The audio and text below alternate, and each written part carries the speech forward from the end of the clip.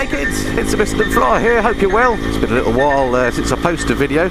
Last few days, weather's been absolutely horrible in this country, lots of wind and rain. It's got very cold and horrible.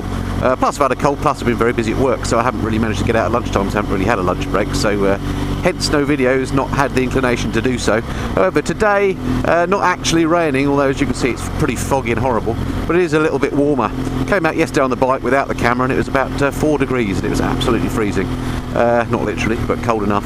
Today it's between 8 and 9, so not too bad, and still haven't yet given in and gone for the thermal underwear. So this new kit I bought last year, the AST textiles, are fantastic. Anyway, one of the dilemmas I have this time of year, being an OCD sufferer, as some of you have pointed out before looking at my garage, is that I like to keep my bikes nice and clean. I like to ride clean bikes or drive clean cars, so I do clean them quite a lot. This time of year though, bit of a thankless task, because let's face it, one ride and your bike is absolutely covered in crud. In fact, before I left home, I just took a couple of shots of the bike. Let's show them to you now. So you can see that it is true, my bikes do get dirty. This is the state of the bike before I left today, although after this ride it's going to be even worse. Now, having a bike that's this nice but in that state really pains me. So every day it kind of grates me that, well, I'll put it to bed in the garage, if you like, and it's covered in that dirt. And long term, if you left it like that, of course, hello, one of our four-legged friends has drifted by. Cute. Slowly does it.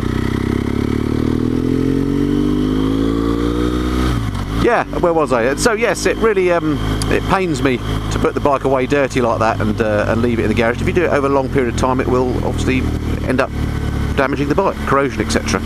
That's where the old ACF 50 comes in that we talked about before. So generally speaking, each weekend I give her a clean, but then on a Monday I have this dilemma.